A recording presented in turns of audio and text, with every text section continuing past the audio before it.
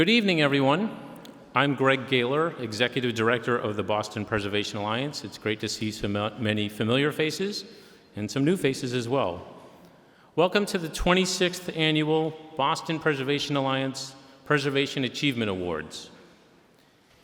Each year, this event grows in size and prominence. And given the tremendous outpouring of support and engagement we've achieved, it's clear we've successfully transformed these awards into our marquee event of the year. We have a full program tonight, but I do need to recognize some key people who have made tonight a success. First, a sincere thanks to each and every one of you for joining me to celebrate the many remarkable and diverse achievements in preserving and enhancing the treasures we find throughout Boston's neighborhoods. I thank you for your work alongside the Alliance to support the preservation and new construction, which fuels the vitality of the city and complements its unique character. Thank you to the many public officials and staff with us this evening, and for your cooperation and support throughout the year. The consistent support of the Alliance each of you provide, not only financial support, but tweets and your likes and your forwards. This support is a huge boost to the advancement of our mission. It's hard to believe, but we have 88 sponsors this year, demonstrating that our message is truly resonating throughout the city. Now, 88's too many to read, but I really do need to individually thank our 7 Alliance leaders: New England Development, John Moriarty and Associates, Related Beal, Elkus Manfredi Architects, Suffolk Construction, the Davis Companies, and Samuels and Associates. I also need to recognize the hard-working and generosity of our entire honorary committee, who have been remarkable in building support for the Alliance's work. They helped us round up this remarkably full list of generous sponsors. Thank you all. Let's give them a round of applause.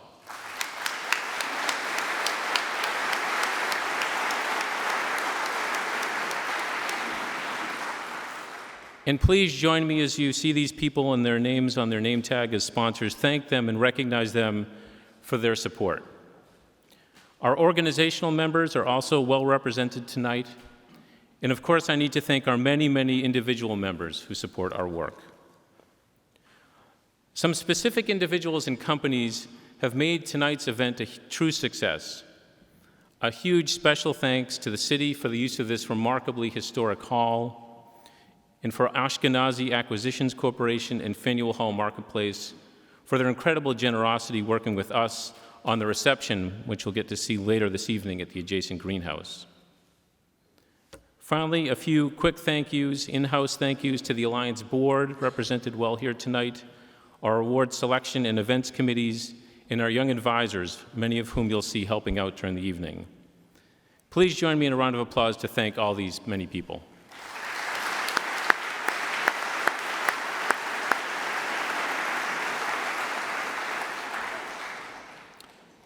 Now, I'd like to introduce Susan Park,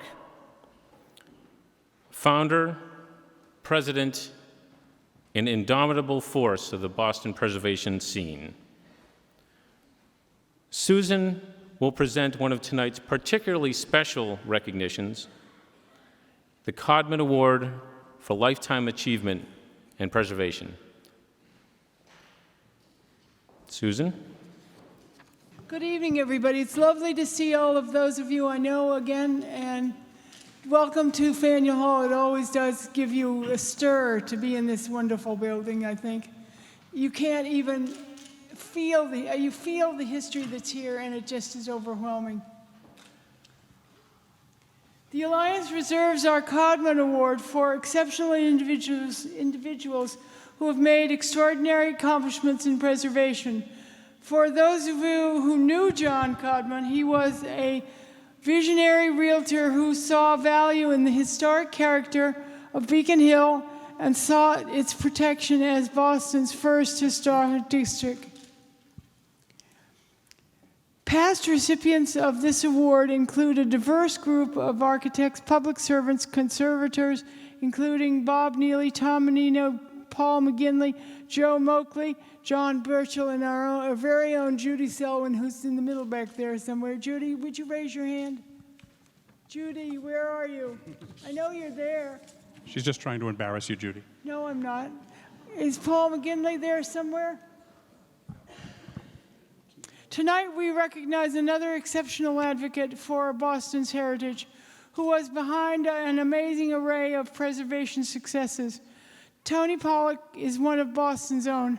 Her influence on preservation in Boston goes beyond the many projects she was responsible for. It was fundamental. She helped shape the underlying culture of preservation today, a culture of respectful engagement and one where city government invests in its historic resources. Imagine that. Most recently, our longest-serving Boston Parks Commissioner, Antonia, was steward-in-chief over 286 parks and historic landscapes. She is a dirt gardener. That is a compliment. Those of you who garden knowing that a dirt gardener is a real gardener, not just one who talks about it. Just a few examples of her work include daylighting of the Muddy River, transforming Spectacle Island, and several other projects in Boston, to say the least. One of my many favorites being the Frog Pond, where the creative introduction of the winter ice skating has revitalized the area of the Common as a historic place to be enjoyed all year round. And people come from as far away as Attleboro to skate and the Frog Pond. Didn't you know Attleboro was part of Boston? I met somebody in San Antonio, Texas once, and I asked them where they were from, and they said they were from Boston. I said, oh, where? They said, North Attleboro. I said, oh, yes, right. Before that, Toni was director of the Environment Department, where her care and protection of historic resources encompassed a broad spectrum of archaeology, preservation, and air quality conservation and environmental compliance.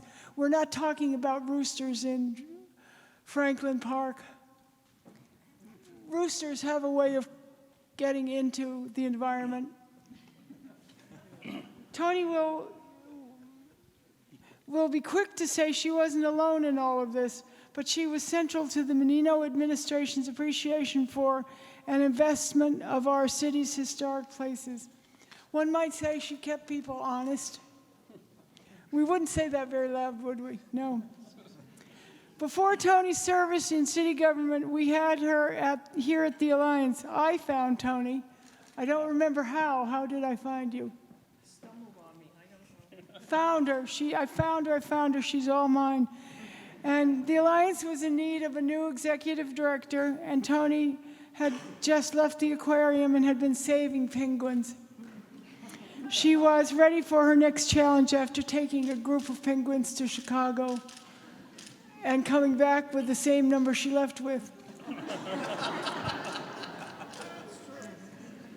The Alliance was at the right place at the right time for Toni and us. In the 13 years she was with us, Toni was instrumental to our evolution, Greg. She wanted us to be a positive influence on proposed projects through early discussions with developers. Remember, these were the days of standing in front of bulldozers, chained to fences.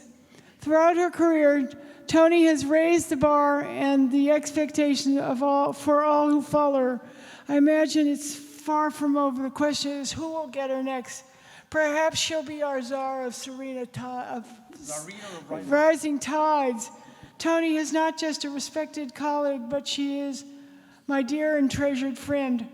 Tonight, I am honored to be the one to present her with the Boston Preservation Alliance Codman Award. Toni, please come up and join us.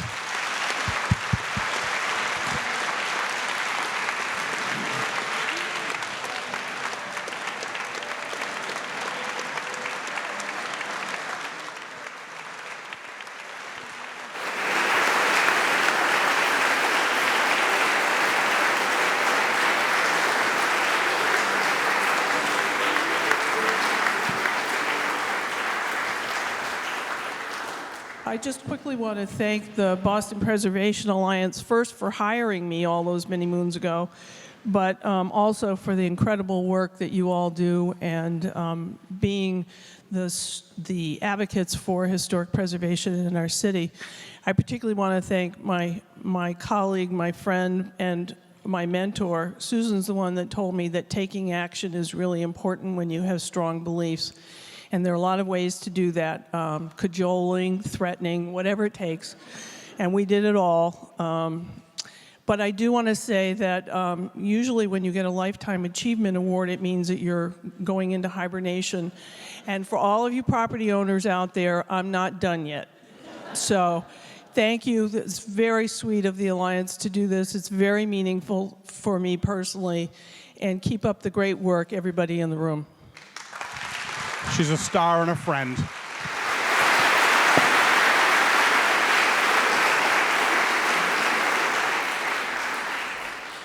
Thank you, Tony. Congratulations. You leave big footsteps, big shoes to fill, I guess is the expression. I'm now pleased to turn the mic over to Alliance Vice Chair and Awards Selection Committee Chair Roger Takiff for presentation of tonight's project awards. Thank you, Greg. It's never good to follow Tony, but it's less good to follow Susan Park. Good evening, everyone. I would like to express my warmest appreciation to all of you for taking the time out of your busy schedules to join us for this evening's program. As well-informed and committed citizens, I am certain that sometimes we all share the feeling that our world is a very complicated place. Perhaps it has always been complicated. Certainly, each generation has its challenges. But for those of us who watch and read too much news, the world seems to be getting smaller and smaller, and every day seems to reveal yet another sobering event or crisis. It is perhaps most especially within the context of our complicated world that I feel so honored to be here with all of you at Faneuil Hall tonight.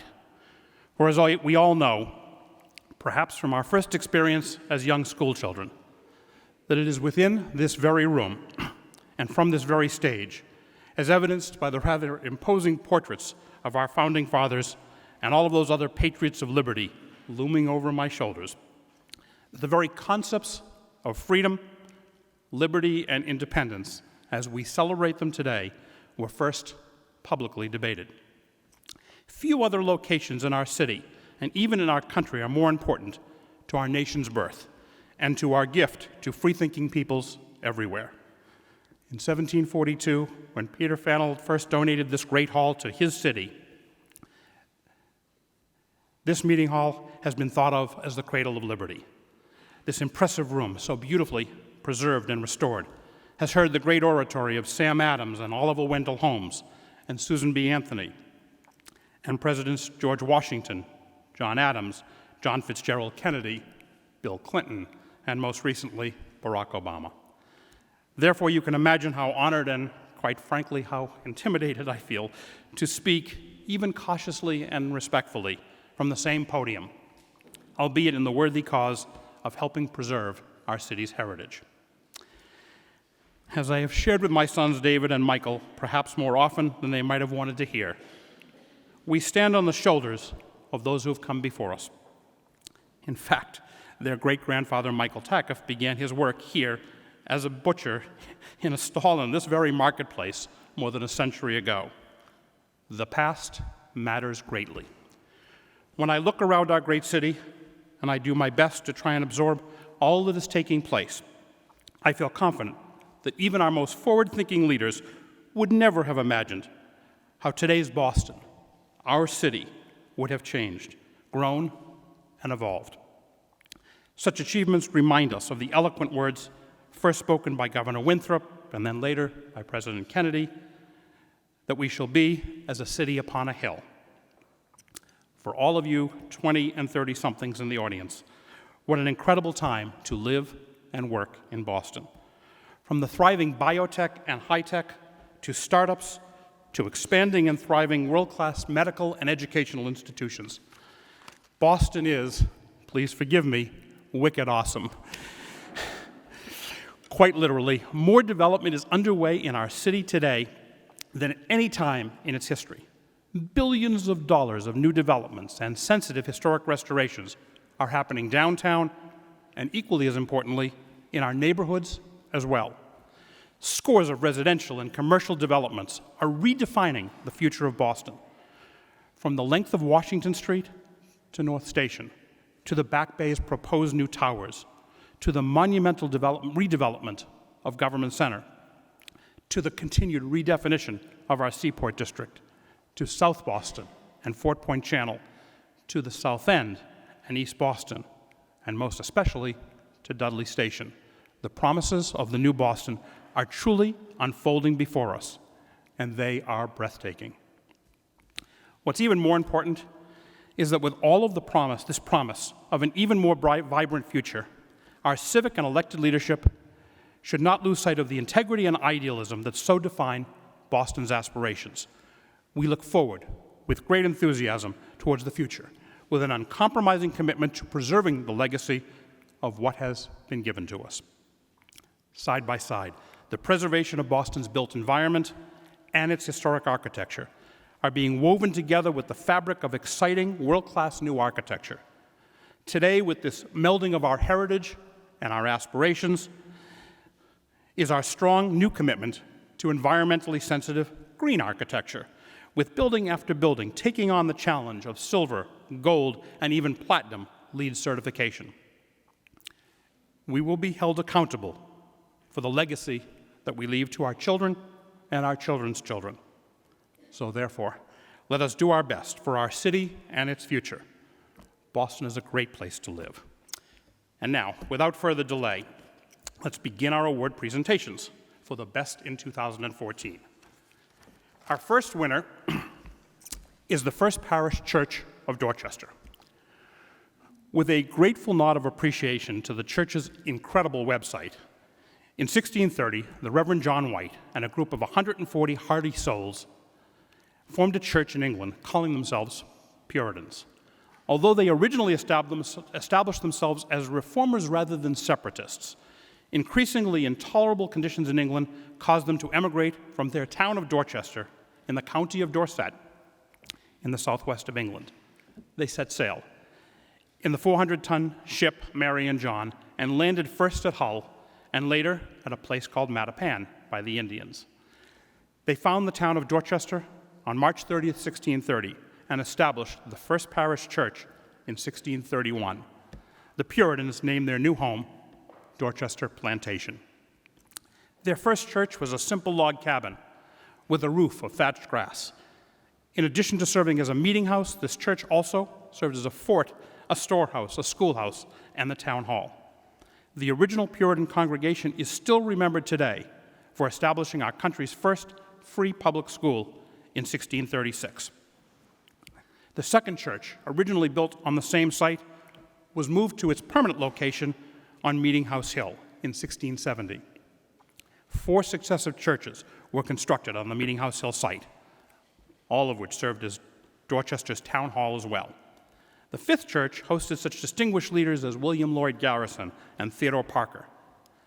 Their current church was constructed in 1896 after a fire had destroyed the 1860 parish house.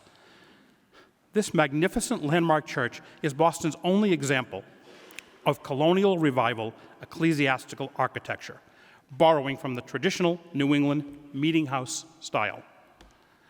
Today's parish is an incredibly important resource for Dorchester's Vietnamese, Afro-American, Caribbean, Irish, Latino, Haitian, and Cape Verdean residents. The parish's restoration of this important Boston landmark is nothing short of breathtaking. Most exemplary of their uncompromising attention to detail is their collaboration with the skilled craftsmen and women, including apprentices from the North Bennett Street School, in the faithful restoration of the iconic steeple. In the spring of 2014, the First Parish Church completed the 3rd phase of their $5 million restoration project, which began in 2006. Phase 3 included accessibility, exterior repairs, painting, and most especially, the breathtaking steeple restoration. Congratulations to the congregation of the First Parish Church of Dorchester. Will Arthur LaValle and Mary Fernandez Borains, I hope I got that right, please join us from the First Parish Church.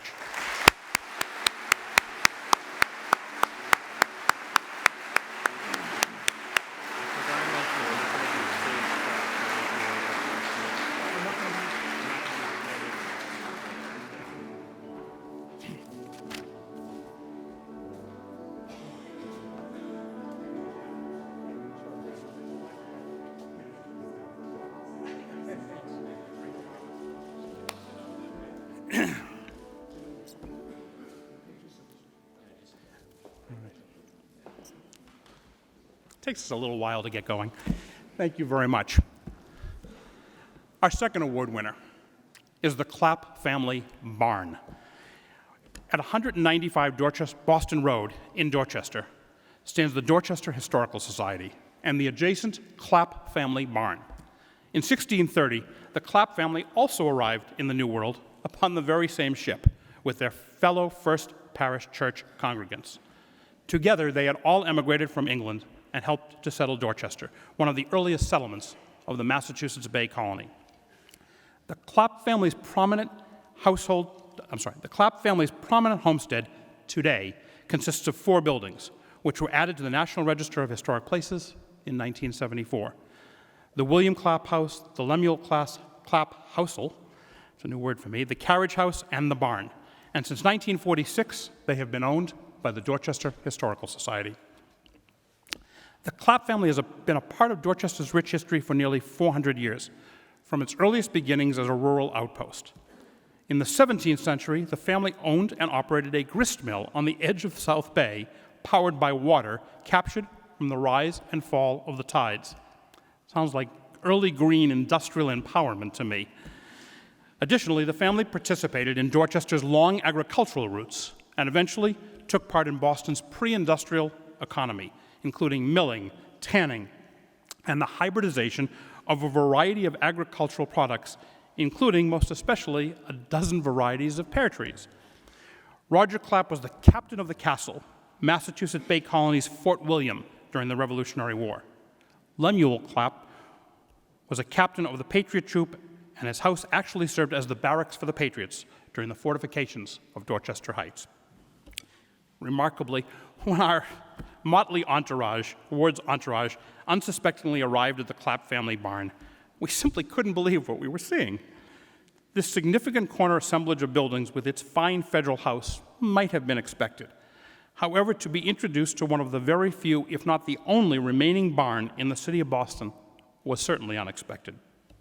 The barn, in use from the mid-19th century through the 1930s, is a 3-bay-long, detached, side-gabled English barn. Its major timbers are hand-hewn, and its interior has a carpenter's shop, wagon aisle, and a tack room, with the animals having occupied the 3 bays. The barn is still filled from the floorboards to the hayloft with intact artifacts from the Clapp family's history. From hand tools, rakes, and butter churns to a period sign, fruit ladders, and a sleigh, it almost looked as if someone had just closed up the barn door and left after a long day's work. This farm and the barn have been a part of Dorchester's long agricultural heritage, perhaps most notably supplying goods and produce during the occupation of the city by the British troops at the start of the Revolutionary War, and even furnishing much of the plantings for the Boston Public Garden. We would especially like to express our appreciation to Paul, the gentleman who took us around, who was not only our tour guide, but one of the craftspeople who personally led the efforts to save and restore this historic barn, from rebuilding the foundations to repairing carrying beams and siding, and even to restoring the period barn doors and hand-forged strap hinges. The years of work were truly a labor of love. I'd like to congratulate the Clapp family barn.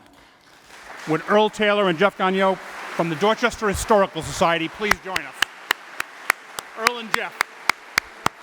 Where are they?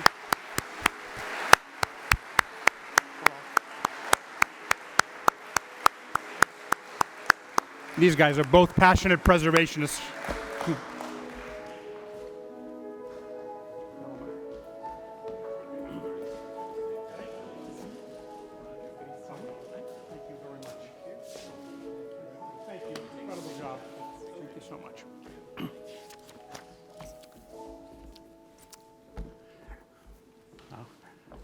want him at my funeral. That's great music. Wonderful job. I feel like, let's hope I do a good job tonight. Next one, number 3, Fort Hill Water Tower. I think most of us have probably seen it and not known what it was. Situated high atop Fort Hill in the Roxbury section of Boston is the Cottituate Standpipe, also known as the Fort Hill Water Tower.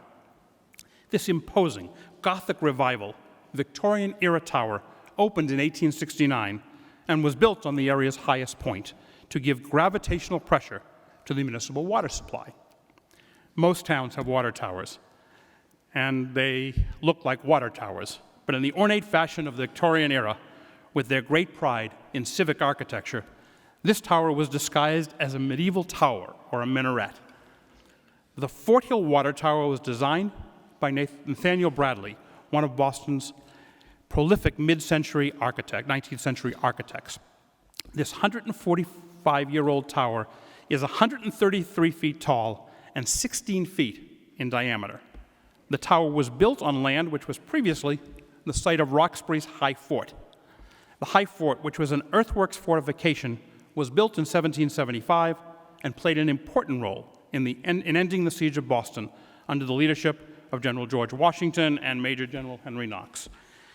General Knox, as we all remember, had captured Fort Ticonderoga in 1775 and dragged its massive cannons all the way to Boston through blinding snowstorms, across frozen lakes, and through the rural backwoods to this strategic fortress and to Dorchester Heights. These legendary cannons were used to drive the British out of Boston Harbor. In the late 1890s, the firm of Olmsted and Elliott was retained to provide new designs to the property. These improvements were completed between 1895 and 1916, including the addition of an exterior viewing balcony and the reconstruction of the quadrangle shape of the original fort. Boston's legendary mayor, John Honey Fitzgerald, reopened the structure as an observatory for the general public in 1917. It's the birth year of his grandson. Unfortunately, by the 1960s, the tower had fallen into such disrepair that its rusty door had to be padlocked. And by the 1970s, even the viewing balcony had collapsed. In 2013, the iconic tower and surrounding property were completely renovated by our city's Parks Department. The interior was completely restored, including its trusses.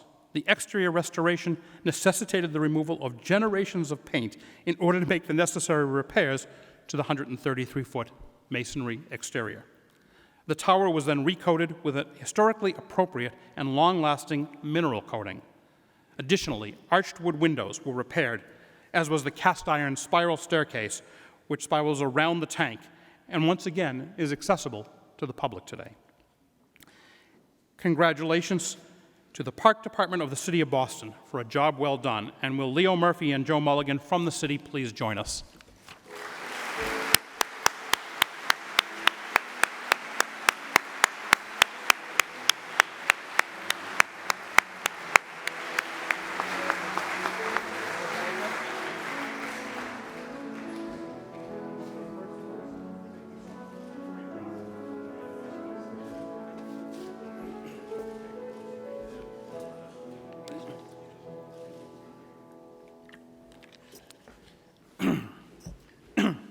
Excuse me. Our fourth award is to Walgreens. Okay, get it over with. I did the same thing until you find out. At one of Boston's most prominent historic locations, nestled between Boston's Old City Hall, the Freedom Trail, the Old Corner Bookstore, and the Old South Church, is situated a dramatic memorial recalling the Irish famine. We are, of course, at the corner of School and Washington Streets at Downtown Crossing. On School Street, adjacent to the site, stands the venerable old Boston 5-cent Savings Bank building, with its bronze doors, stone and cast iron facade, and imposing multi-storied columned retail front. Excuse me. In the mid-1960s, when Boston was a very different city, of arguably diminishing prospects, Boston engaged the services of the architectural firm of Coleman, McKinnell, and Wood to build Boston's new City Hall, which opened in 1968. While the architectural debate as to whether Boston's new City Hall is to be revered or reviled continues almost half a century later. Its architecture has been recognized as one of the most important mid-century modern buildings in America. In 1972, the Boston 5-cent Savings Bank building also engaged Coleman and McKinnell to redevelop and redefine their bank building in downtown Crossing. The firm dramatically shifted the building's entrance from the School Street traditional bank facade towards a new orientation. Their new entrance would look out from a gently curving facade towards the apex of Washington and School Streets, over the public plaza before it.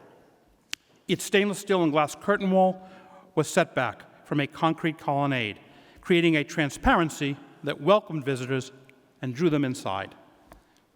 As the fortunes of the Boston Five diminished, this highly desirable retail location became one of the flagship stores for Borders booksellers, which most of us knew it as.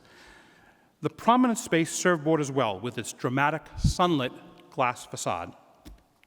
As downtown Crossing's fortunes declined and bookstores seemed to be thought of increasingly as a vanishing relic, this important space went dark.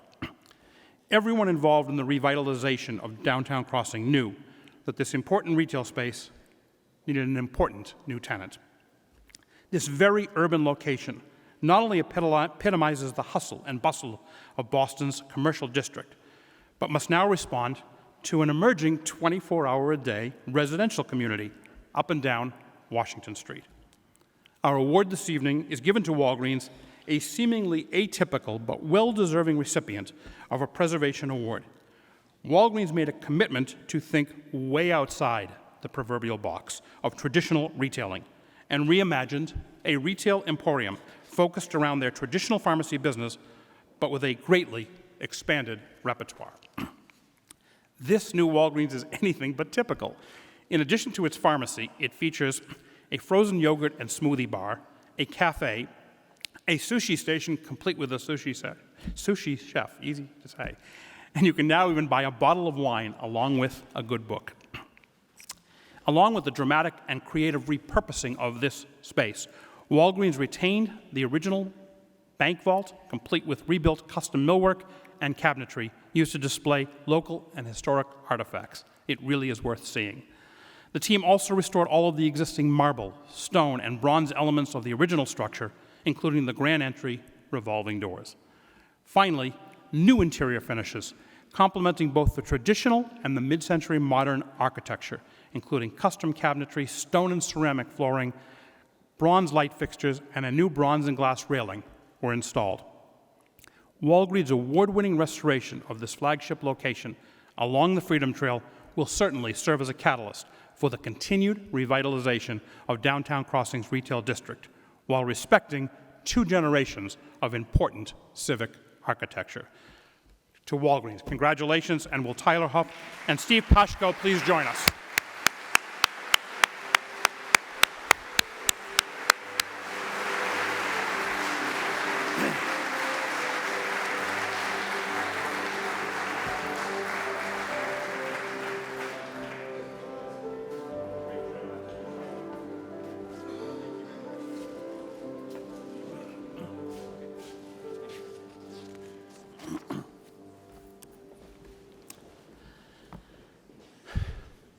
The next building and the next award is to Log Me In, or as the website is known, logmein.com. I'm going to start off. During colonial times, Boston's waterfront actually extended all the way up to the town dock at Quincy Market, just a stone's throw from where we're sitting.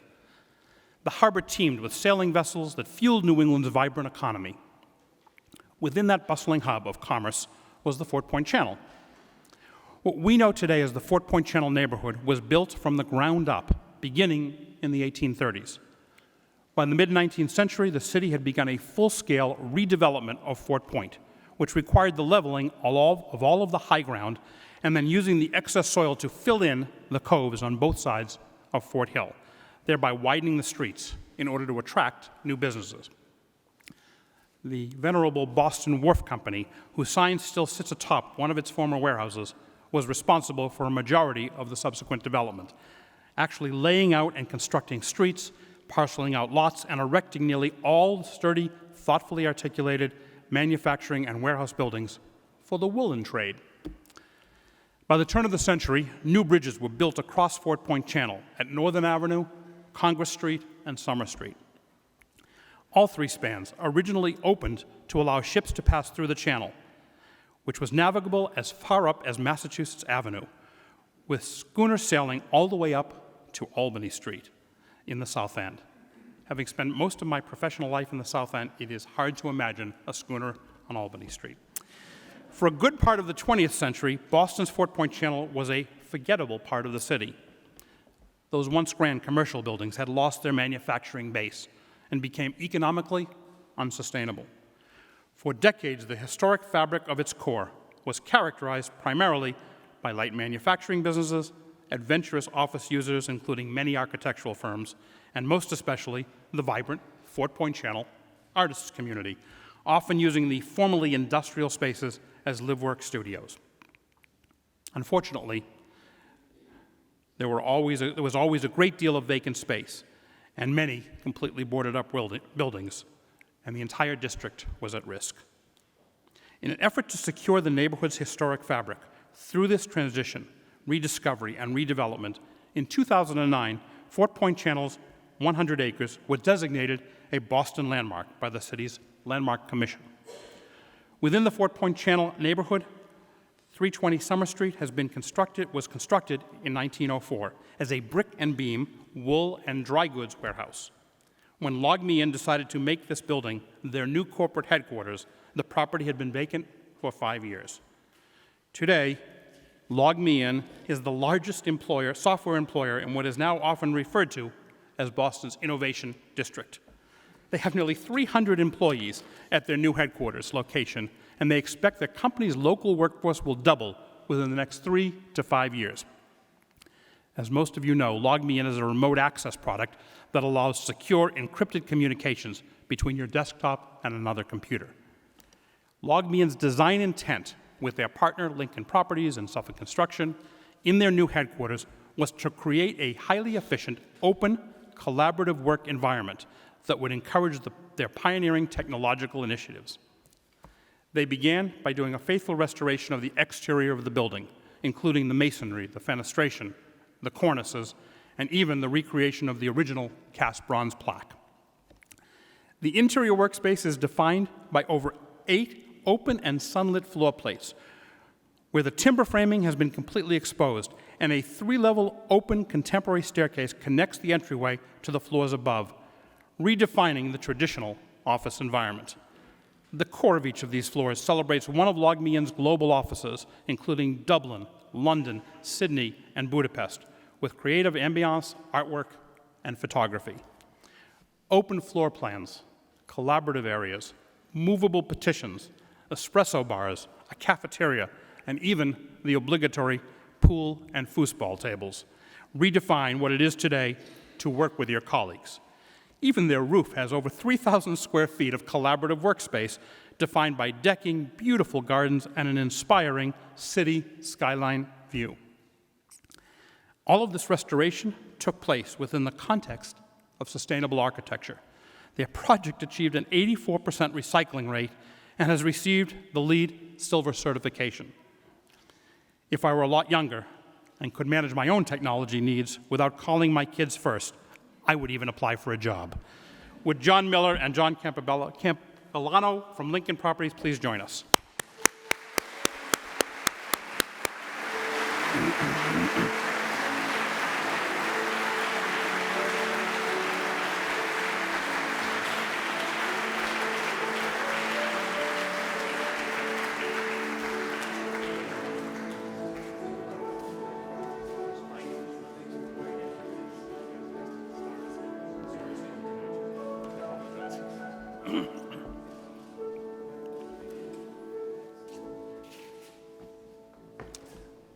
It's good that those lights are hot, it really helps. Our next award is for something that many of you probably don't even realize is there. It's for a brand new townhouse on Commonwealth Avenue. In Boston's historic Back Bay, there are very few opportunities for new development because, as we can all appreciate, there's almost no open land. And along Commonwealth Avenue, there is none. Commonwealth Avenue is arguably the grandest and most elegant of Boston's streets, with its graceful central grass alley lined on both sides by well-tended, majestic trees. Bostonians can be assured that spring has finally arrived again when those beautiful old magnolia trees have begun their bloom up and down the avenue. The mall, as it has come to be known in the center of Commonwealth Avenue, is actually the narrowest part of Frederick Law Olmsted's spectacular emerald necklace and is surrounded on both sides by elegant mansions dating generally from the 1860s to the 1880s. Situated at the corner of Commonwealth Avenue and Dartmouth Street is one of Back Bay's most imposing manor houses, the Ames Webster Mansion. This grand mansion contains nearly 26,000 square feet of space, encompassing 50 rooms, 28 fireplaces, a music room complete with an orchestral balcony, incredible carved millwork, and even numerous hidden passageways concealed behind ornately shelved walls. This landmark is hopefully about to undergo a complete restoration. Along Commonwealth Avenue, adjacent to and formerly owned along with the Ames Webster Mansion, and just next to its elegant round glass conservatory, was an open, double townhouse lot where years earlier its building had been demolished.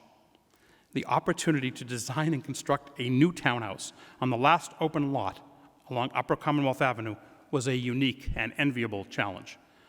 The design team was purposed to create appropriate and elegant architecture, which had to sensitively harmonize with the historic surroundings, and I might add, with the entire neighborhood watching, and I might guess offering their input as well.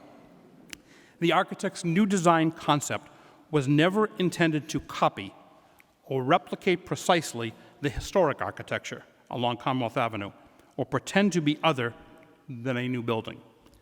For materials, they chose quarried limestone, respecting the stone used in the imposing facade of the Vendome Hotel across the street.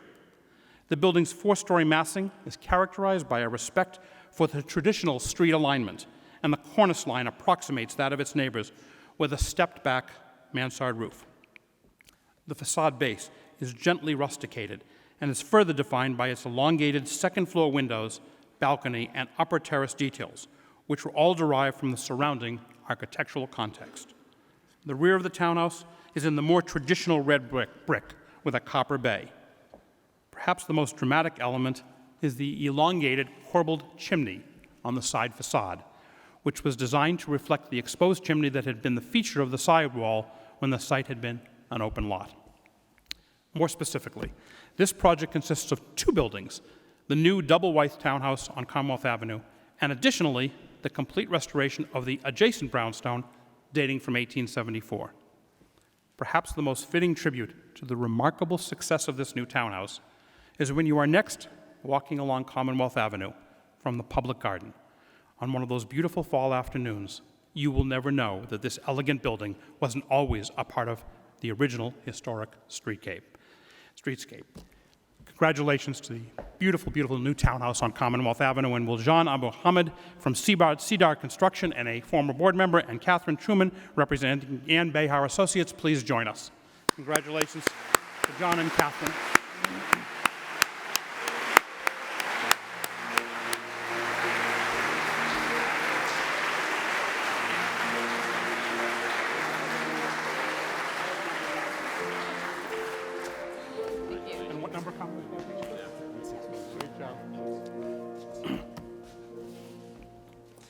I want to say again that John was a long-standing board member, and he left the board. We could then give him an award. All right. Come back on, John. Our next award is to Liberty Mutual for their new headquarters building. As we reflect back on the Preservation Achievement Awards from prior years, some have been highly focused on downtown, simply because of the projects being nominated and developed. This year, we received an unprecedented number of high-quality submissions from within our neighborhoods. Downtown projects and larger-scaled commercial projects generally have a longer gestation period. Neighborhood projects can usually happen more quickly. This evening, we are recognizing only one large-scale downtown project because, quite courageously, it was conceived of, planned, and developed during the most difficult part of the recession. Liberty Mutual, one of our city's leading businesses, made a major commitment to the city of Boston to build at a time when almost every other large-scale project was put on hold. We're all familiar with Liberty Mutual's home along Clarendon and Stewart Street, incorporating their 1937 headquarters building and the 1917 Salata Tea building, where Grill 23 has been a fixture for decades. Liberty Mutual needed to expand their headquarters campus and workforce and decided to do so within our city by building a signature new 22-story tower at the corner of Columbus Avenue and Berkeley Street. They held a wide-ranging design competition and selected Boston's own CBT, who, by the way, was also, for decades, the lead tenant of the Ames-Webster Mansion. Their design challenge was to craft an important and elegant-looking building on a rather awkward site that resolves itself in a diagonal street grid. This site is also at the intersection of three important neighborhoods, the Back Bay, the South End, and Bay Village, all of which have very different characteristics and are from different time periods. Liberty Mutual's new building, in fact, takes advantage of that difficult, colliding triangle street grid in a creative and dramatic curved facade reminiscent of New York's Flatiron Building. The new structure is clad completely in quarried Indiana limestone with punched windows and a facade articulated in a distinctive tripartite massing. The building reflects a pared-down, neoclassical aesthetic, which achieves the quiet elegance and strength that the insurance company sought. Additionally, as a part of this development, Liberty Mutual undertook the restoration of the 105,000 square foot Salata Tea building. Its enormous and ornate bronze doors, 12 feet tall, weighing over 2 tons, are among the finest architectural treasures in our city.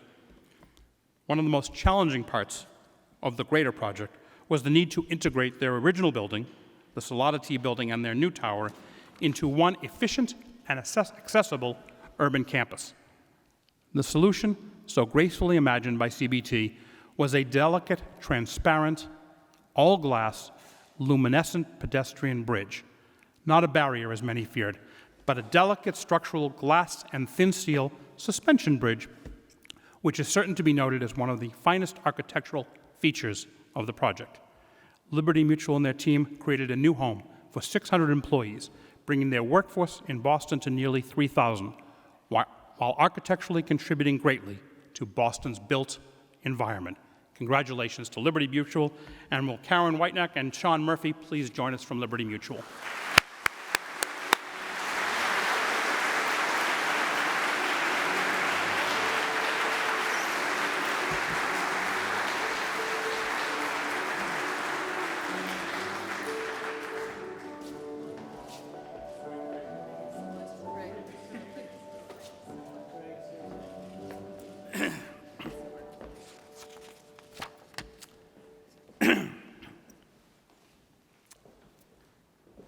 Our next project is the Maverick Marketplace. The Maverick Marketplace at 154 Maverick Street in East Boston is truly a grassroots, locally based redevelopment. The building was originally constructed in 1936 during the Great Depression. It was built as the welfare building to assist East Boston families in financial jeopardy. John and Melissa Tyler undertook this project after the building had been vacant and an eyesore for more than 17 years within this closely knit urban neighborhood. Their project was conceived of as a small business incubator to allow owner-operated businesses the opportunity for affordable rents in a collaborative atmosphere. The building's first floor is characterized by an open-air market, several boutique-style shops, a small, locally owned cafe, and East Boston's last remaining cobbler. The second floor of the building offers up to 8 offices, and the third floor of the building has 2 residential apartments, one of which is the home of the developers. The Tylers accomplished the vast majority of this restoration of the Maverick Marketplace on their own, including saving and repurposing and restoring much of the original historic architecture of the building. We applaud their passion for this project and their success.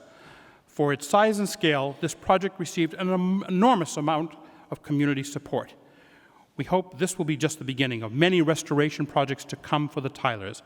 Congratulations to the Tylers of Maverick Marketplace. Please join us. John and Mary.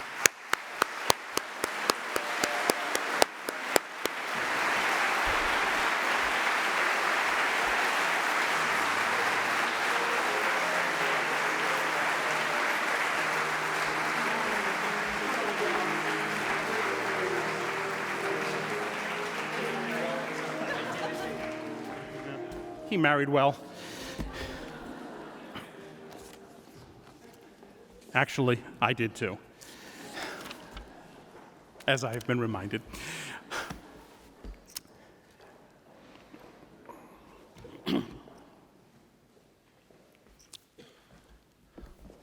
The next award, backbayhouses.org. Our next award recipient is certainly unique within the context of the varied awards that the Alliance has given out over the years, but no less significant. Backbayhouses.org is a website that provides the genealogy of nearly every building in Boston's historic Back Bay. The site is not intended to be exclusively an architectural history, but rather a summary of who lived in every building and how they have been used over the last century and a half. The site is intended to be of interest and used by residents, historians, preservationists, and genealogists regarding the rich history of the Back Bay. To date, after more than a decade, the website includes 1,000 pages of information, accounting not only for each existing building, but buildings that have been demolished as well. The buildings are listed and hyperlinked by street names and addresses. The site traces who owned and lived in each building, plus its architect and/or its builder. Each page includes a current picture and a small map, including abutters and historic photographs. This site is, by its own admission, still a work in progress and invites additional information and updating. Historic photographs are being added continually through the contributions of many resources, including the Boston Public Library, the Bostonian Society, Historic New England, and the Ryerson and Burnham Archives of Chicago. Just as the Maverick Marketplace in East Boston and the Clapp Historical Homestead in Dorchester served as a catalyst for pride of place, it is our hope that the good work and incredibly interesting rich history offered in backbayhouses.org will serve as a catalyst for other neighborhoods to embark on the same journey and make available to future generations the rich history of their home and their neighborhood in an easily accessible, online, permanent digital format. Congratulations to backbayhouses.org, and will Tom and Nancy High from Back Bay Houses please join us? Talk about a labor of love.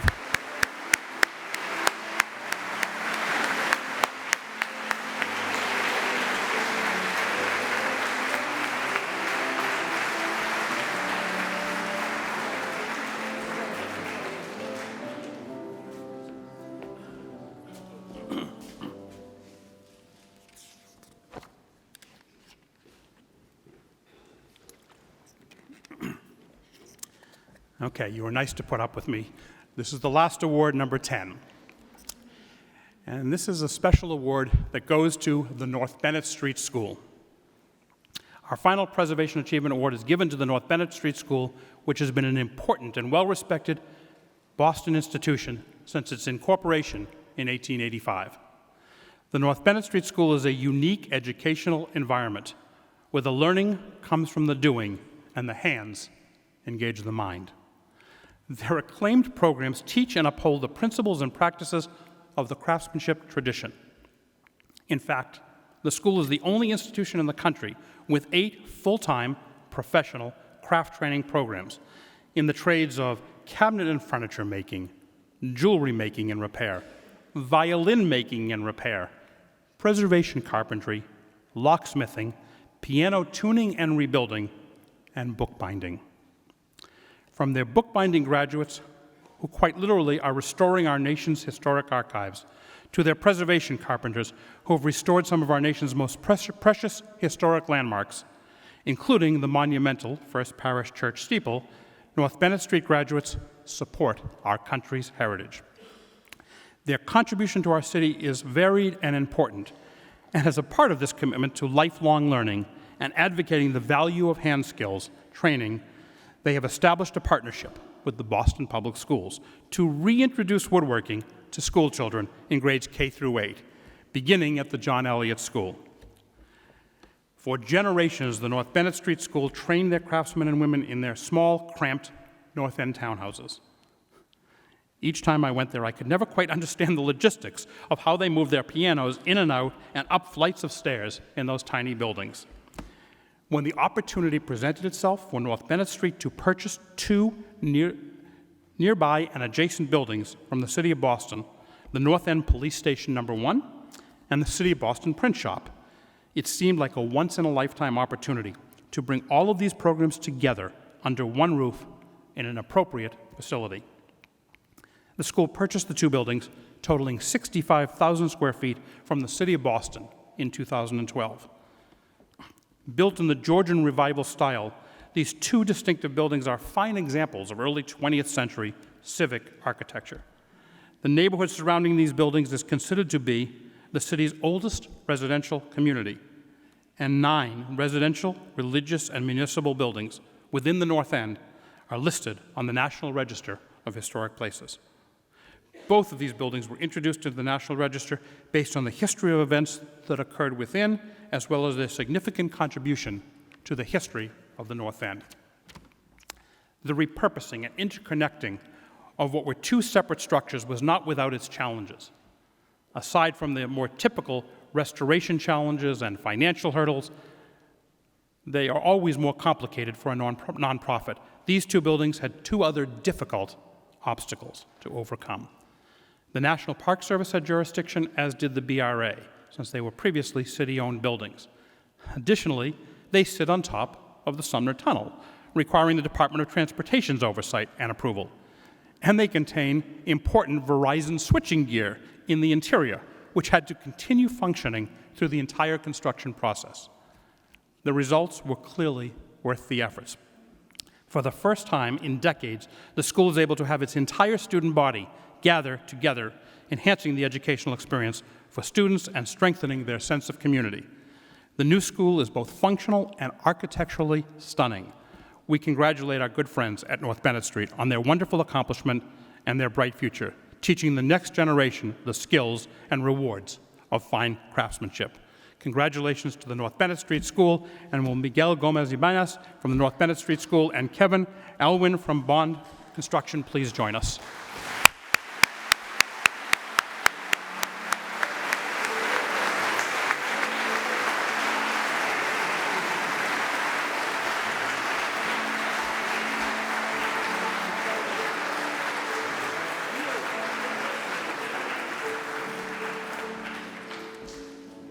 Thank you, everybody, and it is my good fortune to turn the program over now to Greg.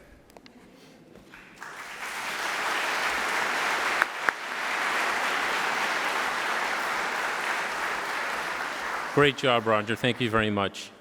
With a very large number of quality nominations this year, selection of the winners was particularly challenging. So many great projects from which to choose. And this year, we tried something new. Preservation of the city's character benefits the city and all its residents.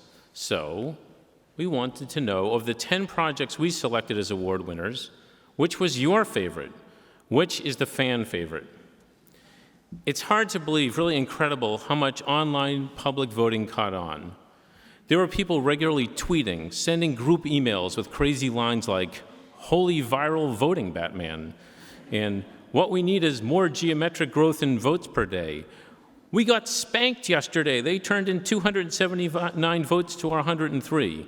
Even analyzing and posting graphs and charts of voting trends. I guess people were just warming up for November. Believe it or not, and I can't believe it, Allison, is this right? We got 9,955 votes. People engaging with the Alliance in voting. A huge success. Now for the announcement. Voting has been fierce, it's been competitive.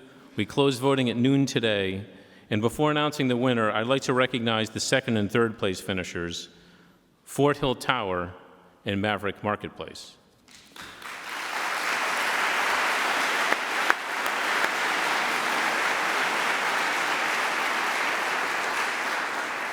And the 2014 Preservation Achievement Award fan favorite is the Log Me In corporate headquarters.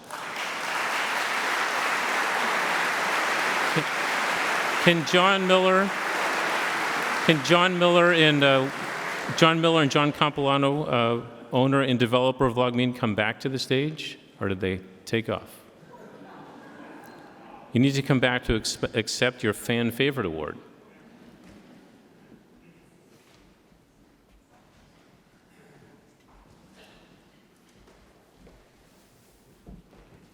Well, of course, there's only one logical award for a fan favorite, and that's a fan.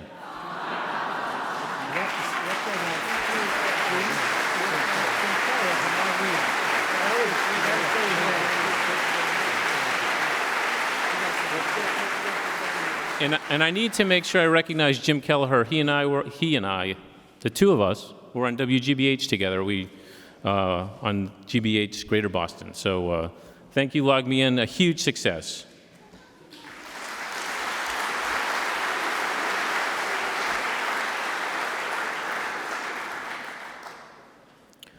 Now, on to the President's Award. The President's Award is a new award by the Alliance this year. It's part and parcel of our recognition that success in preserving the character of the city isn't just about restoring iconic buildings or creative adaptive use for historic structures or protecting heritage landscapes. It's about protecting places, preserving character, and promoting vibrancy. And while our Codman Award is given to Tony Pollock earlier tonight is our highest award for lifetime achievement in preservation, we also recognize that preservation can't make it alone. The preservation of Boston's character depends on the overall success and vibrancy of the city. The President's Award is to recognize individuals, corporations, or projects that have made remarkable contributions, not just as preservationists, but for enhancing the success and vibrancy of the city in a way which aligns with the mission of the Alliance. On behalf of our chairman, Lee Freudenheim, and our entire board, I'm so pleased tonight to present our inaugural President's Award to Howard Elkus and David Manfredi.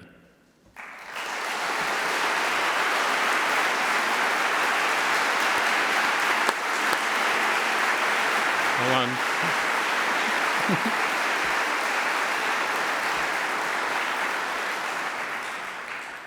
The list of their projects and achievements is long and diverse, and I encourage each of you to read their contributions in the Alliance Annual you received tonight as your program.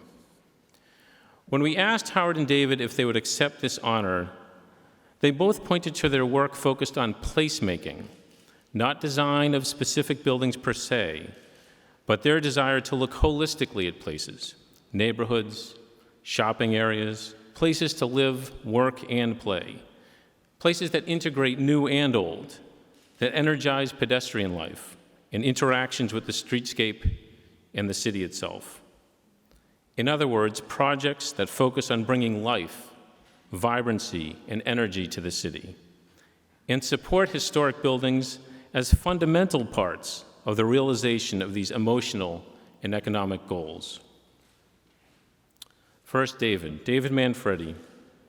David's hand is visible throughout Boston, and he remains active in our city and beyond. Both he and Howard have an immense body of work across the globe. David is a member of the Boston Civic Design Commission and Northeastern University School of Architecture Advisory Council, and he plays active leadership roles with A Better City, NAOP, and the Urban Land Institute. His project list is large, but just to mention a few. Liberty Wharf, which was the 2012 Preservation Achievement Award winner. The new Avalon at Exeter. His work includes important homes of research, including Vertex Pharmaceuticals in the Innovation District, and work that's, well, just across the river in that other city, the Eli and Edith Broad Institute of MIT and Harvard and Pfizer. He's transformed industrial buildings, such as the former Haviland Candy Factory in Cambridge, into 1 4th Street, which I hear is really a sweet place to live. and he led, I know, grown. And he led the development of the Grove at Farmers Market in Los Angeles, as well as the Honors College at Rutgers University. David is particularly interested in the challenges of rehabilitating large, older mercantile buildings, whose very size and metrics defy contemporary business models. Great examples include the Lazarus Department Store in Columbus, Ohio, and our very own Landmark Center, which many of you, as well as I remember, as Sears in the Fenway, itself a former Alliance Award winner and currently being planned for another round of rejuvenation. Howard Elkus has and continues to make remarkable contributions to the built environment, not just of Boston, but across the nation and beyond. A fellow of the American Institute of Architects, Howard plays an active role with the Old North Church National Advisory Committee, the Board of Overseers of the Boston Architectural College, the International Council of Shopping Centers, and the Urban Land Institute. Some of his most remarkable projects include the headquarters of the American Institute of Architects in Washington, the Heritage on the Garden on Boylston Street, the challenging rehabilitation of the Charles MGH T Station, a remarkable over 2 decades of work with Emerson College, including bringing back to the city the Paramount and Cutler Majestic theaters. He's currently working to re-energize and enhance the historic icons of both where we are tonight, Faneuil Hall Marketplace, just outside the door, and the Old North Church. We are lucky, oh so lucky, that Howard calls Boston home, but his work spans well beyond. He's currently engaged with a transformative 1 million square foot project at the Hudson Yards in New York City. From being the youngest fellow of the AIA to his remarkable work today, Howard Elkus has certainly left his mark on Boston over many successful decades. Howard and David's work leaves a lasting impression on any city they touch. They recognize that design and planning is about buildings and spaces, but it's really about people, how people interact with buildings and spaces, and how people interact with each other within these places.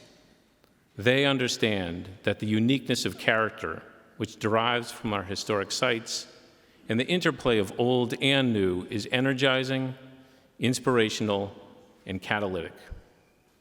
Thoughtful design which considers people, which considers us as inhabitants of these places, can be positively transformative and elevate our historic city to even greater success. I'm pleased to present Howard Elkus and David Manfredi with the inaugural Boston Preservation Alliance President's Award.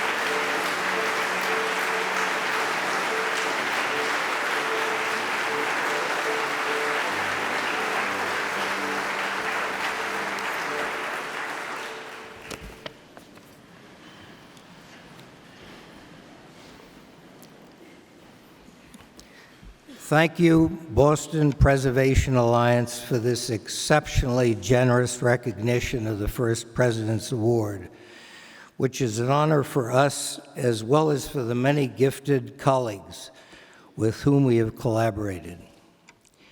We are extremely fortunate to be able to contribute to the architectural heritage and landscape of this remarkable city in one of its most exciting eras of expansion, renewal, and preservation. To be here this evening in Faneuil Hall, which has played such an important part in Boston and the nation's history, underscores the significance of the Preservation Alliance's mission in safeguarding the character and integrity of this city. To be recognized by an organization which has been a major advocate in the preservation of Boston's rich heritage is a very profound honor. We are all here this evening because we care deeply about this great city we live in. We recognize the wealth of treasures that we have inherited from those generations who have looked after the city before us, just as we are the temporary caretakers who will hand them over to the generations that come by weaving them into the fabric of the new city. We are fortunate to be partners with many of today's visionaries who are creating the Boston of the future. Without time to recognize everyone here, I would like to mention the special relationship we have had with Emerson College under the leadership of Jacqueline Liebergott, Ted Cutler, and Rob Silverman over the past 20 years in creating its campus on the Common.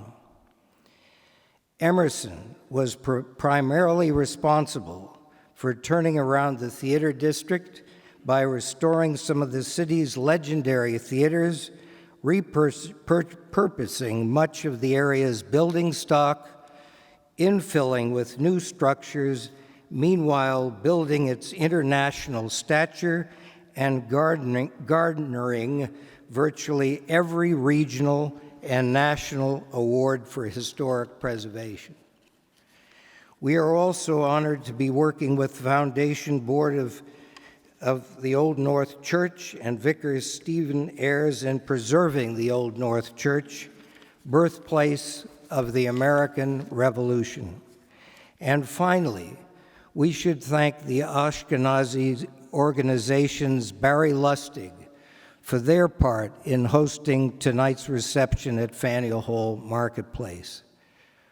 We are privileged to be their partners in repositioning this remarkable Boston landmark to ensure that Bostonians are counted in the 20 million visitors it attracts each year. David and I have chosen to build our careers and our architectural practice here in Boston.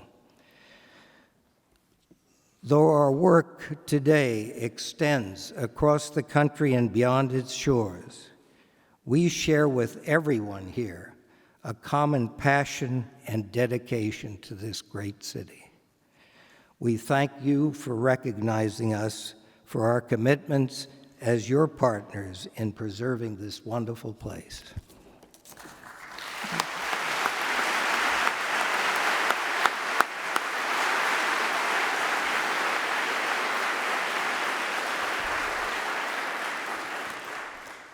Good evening. Thank you all very much for coming this evening, and I want to especially thank all of the folks who were so generous, our partners in all of our projects around the city, our clients. It is really rewarding to see how you've supported the Boston Preservation Alliance. We live in a city that has a lot of crooked streets made by cow paths and horse paths over many years, but also a city that has a beautiful grid of streets, a precise grid of streets, designed and planned by brilliant architects and planners. We live in a city, as was mentioned by Roger tonight, of some of the most celebrated green open space anywhere in the world, and of great architectural treasures. But it's also a city with historic buildings of everyday life, and we saw some brilliant examples tonight. Buildings, department stores, warehouses, storage buildings, row houses, churches, empty churches. Buildings that have lost their meaning and their place. Their businesses have failed. And yet, what we have learned, and we learn it again tonight, that there are many lessons, that these are the buildings of another generation of use, of innovative workplaces, of innovative housing, of even our new generation of cultural places. The lessons from these buildings are about quality and durability. They're about a generosity of spirit and space and light. And we learn from them, and that's what we see all around us on these beautiful boards and photographs. I want to thank the Boston Preservation Alliance, and especially the board, who puts in so much time.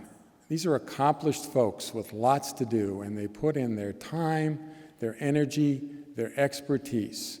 They are the stewards of our historical heritage.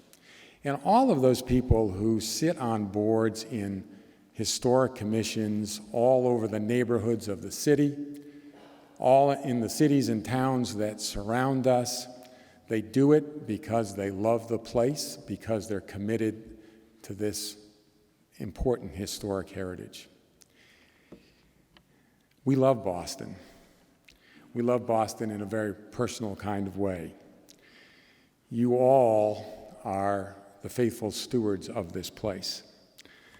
I want to thank the Boston Preservation Alliance for a really remarkable honor. We really do treasure this. It is an incredibly meaningful thing to both Howard and I. And the Boston Preservation Alliance is important for its historic perspective, but also its recognition of new architecture in the context of that historic place.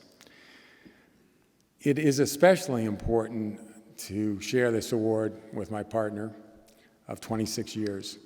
We've had an awful lot of fun. Thank you very much, and we really do treasure the recognition.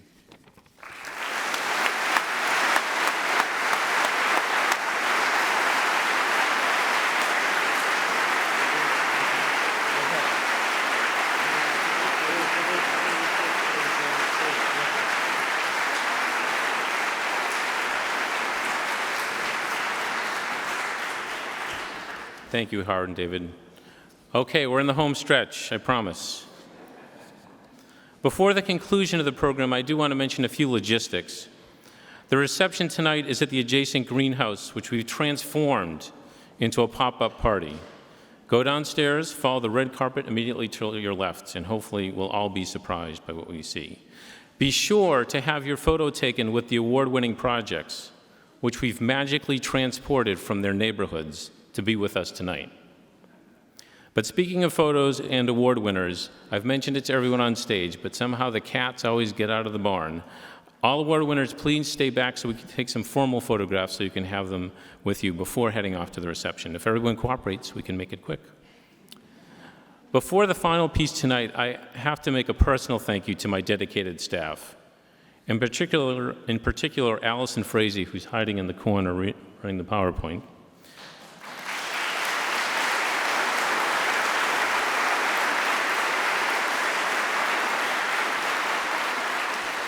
This truly has been our largest event ever, I believe, and Allison has magically kept all the details together and kept me from pulling all my hair out. So thank you, Allison.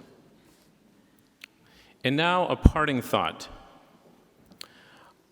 Our days are often so focused on details, regulations, process, what meeting we need to get to next, what letter we need to write tomorrow.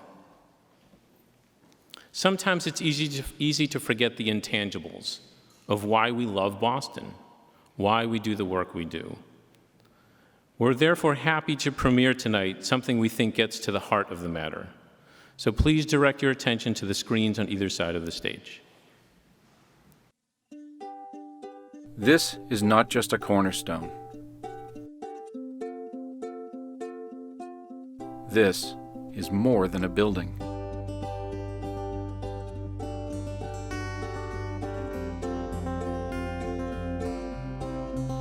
And this, more than a woman of glass. These are not just a way up. Nor is this just a way in. Not just a street, not just a city. All of this is character. And character is the business we're in. The preservation of character, the evolution of character. Because character is what separates Boston from being just like everywhere else. At the Boston Preservation Alliance, we have helped preserve hundreds of Boston area buildings, landmarks, and landscapes through advocacy and education.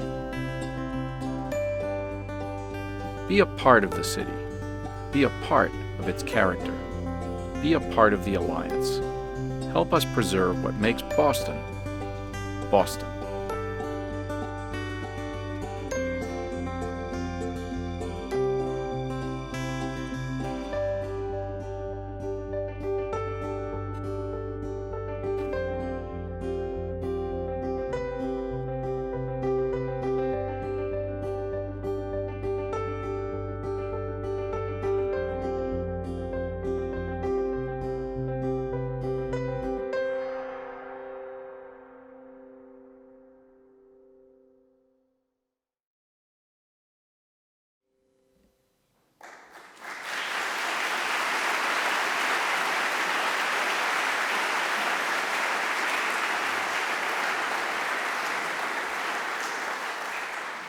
Thank you immensely to creative director and copywriter Doug Gould and editor Dave Maloney for this amazing video. Before heading to the reception, and remember, award winners staying here, don't forget, please join me in one final round of applause to all the award winners tonight.